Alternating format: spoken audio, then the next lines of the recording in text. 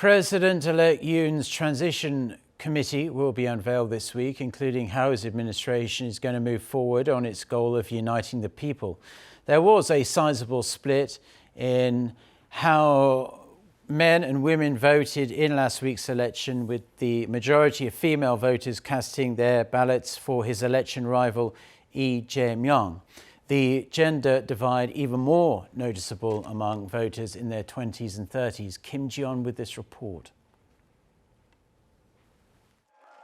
The gender divide has emerged as one of the most controversial issues during Korea's close presidential race this year, and is seen as a major reason why President-elect Yoon Suk-yeol's victory was too close to call until nearly all the votes were tallied.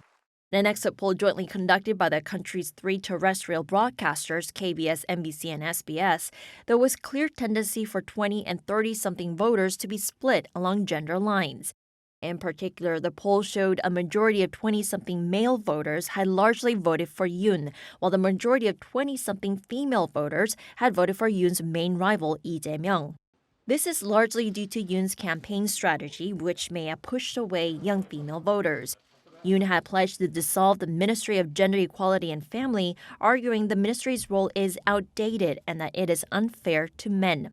He also pledged to raise the penalty for those who falsely report sex crimes, a move that could put more burden on the victims rather than their alleged perpetrators.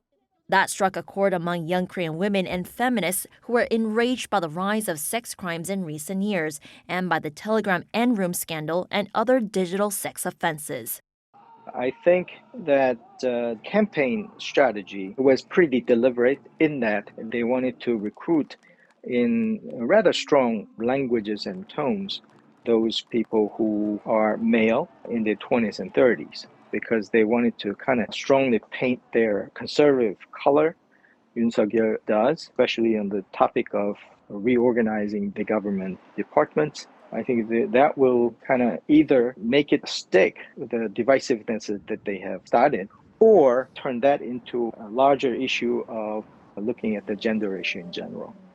Given such criticism, it is no surprise that Yoon emphasized a message of national unity right after he was elected.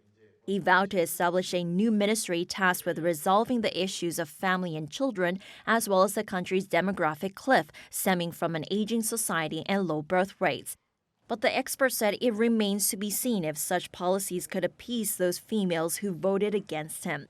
A close aide to Yoon told multiple media outlets that the president-elect has decided to make personal appointments based fully on merit, without considering quotas for women and regional distribution.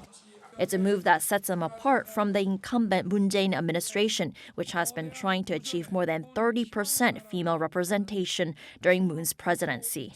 Ji-yeon, Arirang News.